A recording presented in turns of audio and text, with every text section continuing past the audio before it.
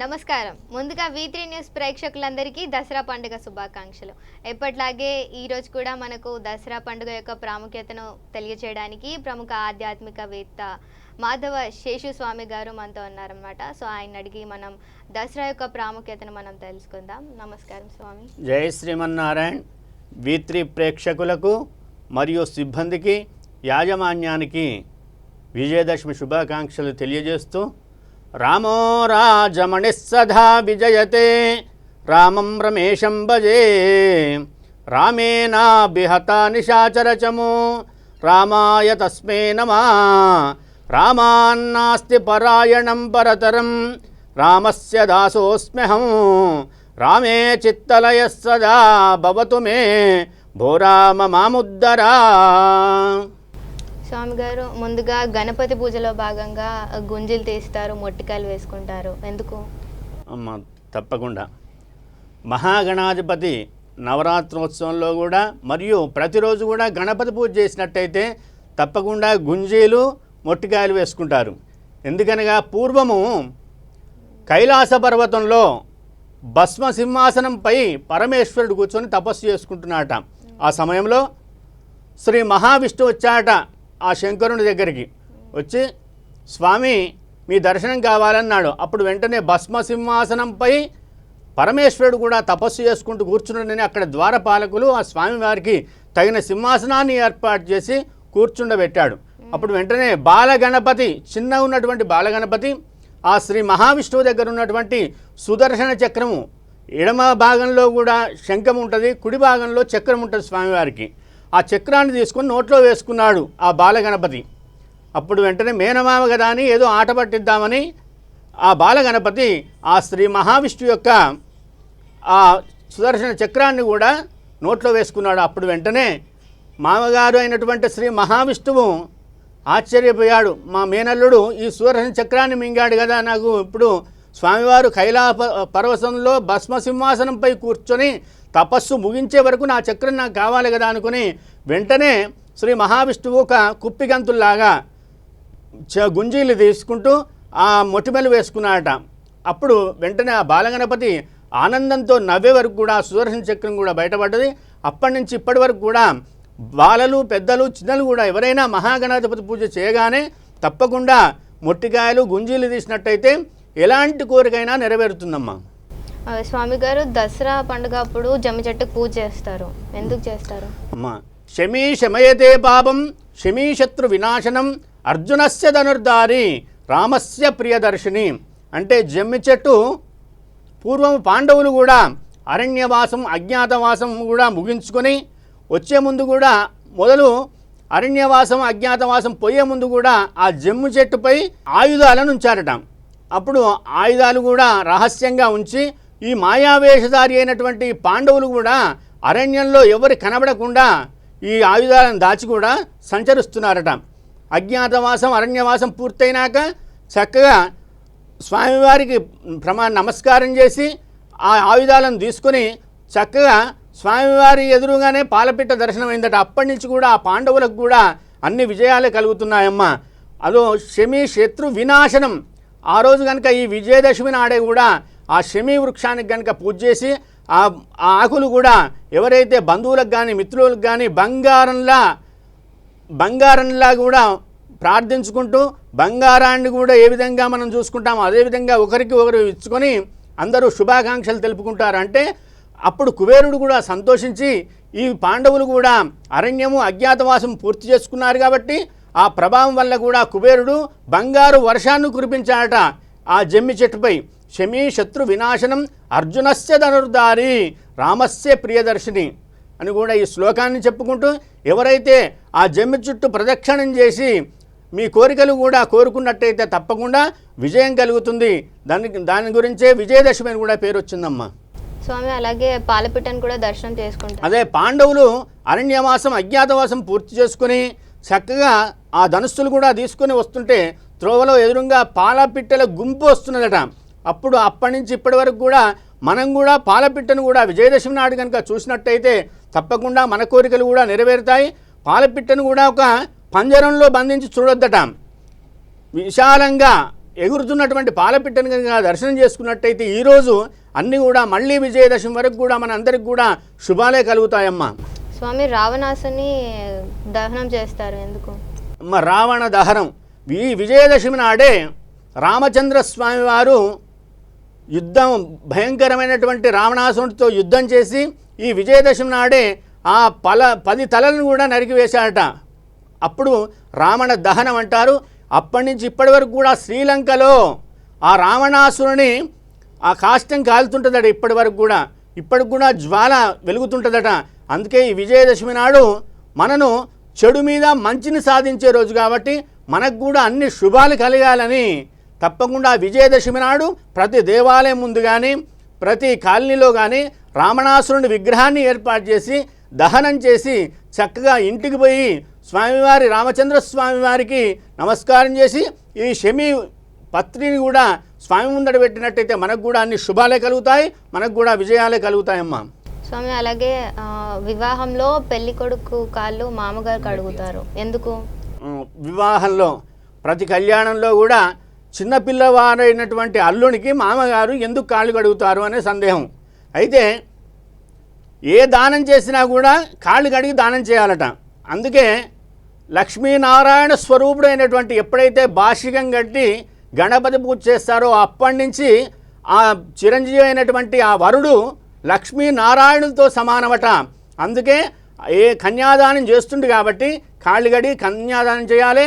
అంత పెద్ద వయస్సున్న ఆయన అనుభవం కంటే చిన్నవాడు ఈ అల్లుడు కాబట్టి ఎలాంటి దోషం లేదు. తప్పకుండా లక్ష్మీనారాయణ స్వరూపునిగా భావించి అప్పుడు ఆ వేద మంత్రాలు చదివే బ్రాహ్మడు కూడా కింద కూర్చుంటాడు. ఆ వరుడు మాత్రం వేదిక మీద కుర్చీలో సింహాసనంపై కూర్చుంటాడు. అత్తమామలు కింద కూర్చుంటారు. అప్పుడు పాద ప్రక్షాళన చేస్తుంటారు. కాబట్టి ఎలాంటి దోషం లేదు. ఆ కాళ్ళు కడగడం ఎందుకంటే కన్యాదానం చేస్తుండు కాబట్టి ఈ కాళ్ళు కడగాలమ్మా. ఇక వివాహంలో బెల్లం పెడతారు, జీలకర్ర బెల్లం అమ్మా. జీలకర్ర బెల్లం మానవ శరీరంలో 72,000 నాడులు ఉంటాయట. అందులో అత్యంత ముఖ్యమైన నాడులు 3 అవి ఏంటయ్యా అంటే ఒకటి ఇడ, రెండవది సుషుమ్న, మూడవది ఆ ఇడ పింగళ సుషుమ్న 3 నాడులు ఉంటాయి. ఆ సుషుమ్న నాడి మధ్య శిరస్సు బ్రహ్మరంధ్రంలో ఉంటుంది. రెండవది ఇడ పింగళ కుడి కణత భాగం ఎడమవైపు ఒకటి కుడివైపు ఒకటి కూడా ఇడ పింగళ సుషుమ్న 3 నాడులు ఉంటాయి. ఆ మధ్య నాడిలో ఈ ముత్తైదులు నూరినటువంటి జీలకర్ర బెల్లాన్ని ఎవరైతే ఆ వరుడు శిరస్సుపై ఒకరు పెట్టుకుంటారో వధూవరులు వాళ్ళకు కూడా జీవించినంతకాలం జీలకర్ర బెల్లాన్ని విడదీసే శక్తి ఎవరికి ఉండదట. అందుకే మంత్రపూర్వకంగా లగ్నాష్టకాలు, వేద మంత్రాలు, మంగళ వాయిద్యాలు, మకర తోరణాలతోటి కూడా ముత్తైదులు కూడా ఆనందంగా ఈ వధూవరులను కూడా ఆశీర్వదిస్తారు. అందుకే జీలకర్ర బెల్లం యొక్క ప్రాముఖ్యత అంటే పాజిటివ్ ఎలక్ట్రిక్ ఛార్జర్లా ఈ వధూవరులు జీవించినంతకాలం ఆనందంగా భవ్యంగా దివ్యంగా సంసారం సారవంతమవుతుందట ఈ జీలకర్ర బెల్లం పెట్టినట్టయితే అమ్మ. స్వామి గారు తాళిబొట్టు ఎందుకు పవిత్రమైనది? తాళిబొట్టు ఒకటి పుట్టినింటి మాంగళ్యం, మెట్టినింటి మాంగళ్యం అమ్మ. 2 మాంగళ్యాలు ఉంటాయి. చక్కగా మాంగళ్య పూజ చేసి ముత్తైదులకు ఆ మేనమామైనటువంటి ఎవరైతే ఉంటారో వాళ్ళు ముత్తైదులకు పెద్దలకు అందరికి కూడా స్పృశింపజేస్తాడు, ముట్టిస్తుంటాడు అందరికీ. అప్పుడు వాళ్ళ ఆశీర్వాద ప్రభావం చేత మాంగళ్యం తంతు అనేన మమ జీవన హేతునా కంటే బద్నామి శుభగే త్వం జీవ శరదాంశతం. అంటే నేను ఎంతకాలం జీవిస్తానో అంతకాలం ఈ మెడలో ఈ సూత్రం నీ మెడలో ఉండాలమ్మా అని కూడా మంత్రపూర్వకంగా ధరింపజేస్తారు మెడలో. అంటే ఆ మెడలో లక్ష్మీనారాయణుల యొక్క పాదపద్మములు ఉంటాయట, పార్వతీ పరమేశ్వరుల యొక్క పాదపద్మములు ఉంటాయట. అందుకే మెడలో తాలిబట్టును ధరిస్తారు. చక్కటి మాంగళ్యాన్ని కూడా పరమ పవిత్రమైన మాంగళ్యం జీవించినంతకాలం ఎప్పుడైనా వైద్య పరీక్షల గురించి కానీ హాస్పిటల్లో పోతే మాత్రమే మాంగళ్యాన్ని తీసి పక్కన పెట్టాలి. కానీ ఉత్తప్పుడు మాత్రం మాంగళ్యాన్ని తీయొద్దు. ఉదయాన్నే లేవగానే మొట్టమొదట మాంగళ్యానికి దండం పెట్టుకోవాలట, తర్వాత భూదేవికి దండం పెట్టుకోవాలట. ప్రతిరోజు నిత్య సుమంగళి అయినటువంటి పార్వతీదేవి మంత్రాన్ని ఒక్కటి చదివినట్టయితే సర్వమంగళ మాంగళ్యే శివే సర్వార్థ సార్థకే శరణ్యే త్రియంబకే దేవి నారాయణి నమోస్తుతే అనే మంత్రాన్ని చదువుకుంటూ ప్రతిరోజు మాంగళ్యానికి కూడా పసుపు కుంకుమ పెట్టి ఉన్నట్టయితే దీర్ఘ సుమంగళిగా ఆనందంగా జీవిస్తారమ్మా. స్వామి మనం పెట్టే నైవేద్యం దేవుడు తింటాడా? తప్పకుండా అమ్మా. మనం పెట్టిన నివేదన స్వామి ముందట పెడతాం. ఏమని? స్వామి మీరిచ్చినదే మీకు సమర్పిస్తున్నామని పెడుతుంటాము.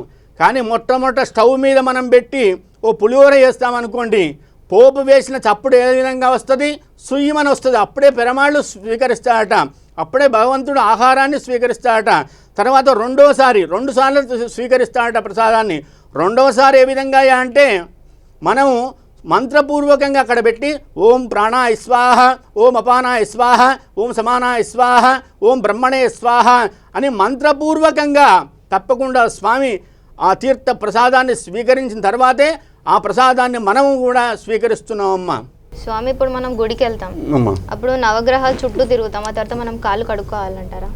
ఆ నవగ్రహాల ప్రదక్షిణాలు చేస్తే మాత్రం కాళ్ళు కడగని అవసరం లేదు. ఎప్పుడైతే ఏదైనా శాంతులు, ఇప్పుడు తైలాభిషేకాలు ఉంటాయి, పంచామృత అభిషేకాలు ఉంటాయి, శని త్రయోదశి నాడు మంత్రపూర్వకంగా ఆ విగ్రహం మీద కనుక మనం ఆ పూజ ఆచరించినట్టయితే అప్పుడు మాత్రం కాళ్ళు కడుక్కోవాలి. రోజు దేవాలయానికి పోయి మాత్రం దూరం నుంచి ప్రదక్షిణాలు చేస్తే కాళ్ళు కడగని అవసరం లేదమ్మా. ఇప్పుడు ప్రతి ఒక్కరికి వచ్చే సందేహం ఇదే, నవగ్రహాల చుట్టూ మొదలు తిరగాలనా, ఆంజనేయ స్వామికి తిరగాలనా, వెంకటేశ్వరునికి తిరగాలనా అని అడుగుతుంటారు. కేవలం ప్రదక్షిణం చేస్తే కాళ్ళు కడగని అవసరం లేదు.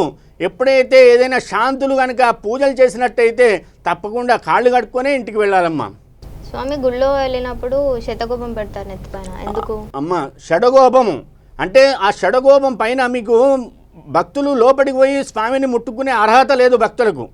కేవలం అర్చకుడే, అర్చకో హరిసాక్షాత్ బ్రాహ్మణో మమ దేవత, అర్చకుడు హరితో సమానం. కాబట్టి ఆ షడగోపం మీద ఎప్పుడైతే ఆ స్వామి షడగోపం అర్చకుడు పట్టుకుంటాడో అక్కడ 2 పాద పద్మములు ఉంటాయట, స్వామివారి పాదుకలు ఉంటాయి. ఆ పాదుకలనే మన శిరస్సుపై పెట్టుకున్నప్పుడు మనలో ఉండే కోరికలు కోరుకోవాలి, తప్పకుండా జయం కలుగుతుంది, కోరిక నెరవేరుతుంది. మనం స్వామి షడగోపం పెట్టుకున్నప్పుడు తప్పకుండా మన మనసులో ఉన్న కోరిక కోరాలి, తప్పకుండా జయం కలుగుతుంది, మన కోరిక నెరవేరుతుందమ్మా. స్వామి, వివాహం జరిగిన ఇంట్లో సంవత్సరం వరకు తద్దినం పెట్టొచ్చా? తప్పకుండా తద్దినాలు ఎప్పుడైనా మరవద్దమ్మా. వివాహం జరిగినా సరే ఆ ఇంట్లో బియ్యంతో తర్పణాలు వదలాలి, కానీ నువ్వులు ముట్టుకోకుండా ఆ సంవత్సరం లోపల ఎన్ని తద్దినాలు వచ్చినా సరే మనకు తత్తు దినము, అదే రోజు అని కూడా తద్దినం అనే పేరు వచ్చింది. అంటే ఆ రోజు పెద్దలు పితృదేవతలు కూడా వాళ్ళు ఆశపడతారట, ఇక్కడ మనం తద్దినం పెడితే మళ్ళీ ఎక్కడ ఆ వ్యక్తి జన్మించినా కూడా అక్కడ ఆహారం మనకు లభిస్తుంది, ఆయనకు లభిస్తుందట, ఆయనకు చేరుతుందట, ఆయనకు చెందుతుందట. మనము ఉదాహరణకు అమెరికాలో మా అబ్బాయి ఉన్నాడు అనుకోండి, నేను ఇక్కడి నుంచి డబ్బులు పంపాలంటే ఏదో కొరియర్లను ఏదో పోస్టుల్లో పంపుతాం కదా, అక్కడ ఈ డబ్బులు డ్రా చేసుకోడు, అక్కడ డబ్బులే డ్రా చేసుకుంటాడు. కాబట్టి అదేవిధంగా కేవలం స్వామికి తప్పకుండా తద్దినం పెడితేనే వాళ్ళకు తృప్తి కలుగుతుంది పితృదేవతలకు. ఆ తద్దినం పెట్టినట్టయితే ఆ ఇంట్లో సంతాన లోపం జరుగుతుంది, కోరికలు నెరవేరవు, అప్పుడు పితృదేవతలు ఆశపడతారు. కాబట్టి తప్పకుండా నువ్వులు లేకుండా బియ్యంతో కూడా తర్పణాలు విడిచి తద్దినం పెట్టాలమ్మా తప్పకుండా. స్వామి గారు, ఆఖరికి ఒక ప్రశ్న, లక్ష్మీ సరస్వతి ఒకే ఇంట్లో ఉండొద్దు అంటారు, నిజమేనా? లక్ష్మీ సరస్వతి ఒకే ఇంట్లో ఉంటారు కానీ వాళ్ళిద్దరికి పడదని అంటున్నారు. అయితే లక్ష్మీ సరస్వతి ఇద్దరు ఏమవుతారు అంటే, బ్రహ్మ ఏ విధంగా పుట్టాడు, నారాయణి మన నాభి కమలంలో నుంచి పుట్టాడు బ్రహ్మ. బ్రహ్మ యొక్క భార్య ఎవరు? సరస్వతి. ఆ సరస్వతికి లక్ష్మి ఏమవుతుంది? అత్తాకోడళ్ళు అవుతారు. కాబట్టి ఎలాంటి విరోధాలు ఉండవు. కానీ అత్తాకోడళ్ళు కాబట్టి మనం మానవత్వం చేత మన మానవులకు కూడా ఈ అత్తాకోడళ్ళు పంచాయతీలు పెట్టుకుంటారు, ఏ ఇంట్లో కూడా అత్తాకోడళ్ళు కలిసి ఉండరంటారు. కానీ అవేం కాదు, మనం చేసే తప్పులను దేవుళ్ళ మీదకి రుద్దుతున్నాం. కాబట్టి తప్పకుండా లక్ష్మీ సరస్వతి ఇద్దరు కూడా అత్తాకోడళ్ళు, వాళ్ళు ఆనందంగా ఉంటారు. ఈ కలియుగంలో నేను చూసినటువంటి ఈ మధ్యలో చిన్నమడూరు అనే గ్రామంలో రామశేషాచార్యు, జీడికంటి రామశేషాచార్యులు అనే వేద పండితుడు, గొప్ప పండితుడు, ఆ ఇంట్లో 5 కుమారులు, వారికి 5 కోడళ్ళు. వాళ్ళిద్దరిని కూడా మా భార్యాభర్తలు కూడా ఆ కోడళ్ళని ఏ విధంగా చూసుకునేది స్వంత బిడ్డల్లా. వాళ్ళు కోడళ్ళు తల్లిగారింటికి పోతే వీళ్లకు జ్వరాలు వచ్చేదట. అలాంటి కుటుంబాలు కూడా ఈ కలియుగంలో ఉన్నాయి. చక్కగా అత్తా కోడళ్ళు కూడా కలిసి ఉంటేనే కూడా ఈ కలియుగం కూడా ఆనందంగా జీవిస్తారు. చక్కగా మనం కూడా ఈ విజయదశమి రోజు కూడా అందరికి కూడా సౌభాగ్యం కలగాలి, అందరూ కూడా ఆనందంగా ఉండాలని కోరుకుందామమ్మా. స్వామి, మీ విలువైన సమయాన్ని మాతో కేటాయించి దసరా యొక్క ప్రాముఖ్యతను మాకు తెలియజేసినందుకు మీకు ధన్యవాదాలు. శుభం. శతమానం భవతి శతాయుః పురుషశ్చతేంద్రియైః ఆయుష్యేవేంద్రియే ప్రతితిష్టతి. ఓం స్వస్తి. తెలుసుకున్నారు కదా దసరా యొక్క ప్రాముఖ్యత. మరో కార్యక్రమంతో మళ్ళీ కలుద్దాం. చూస్తూనే ఉండండి V3 న్యూస్. లక్ష్యం సమాజహితం.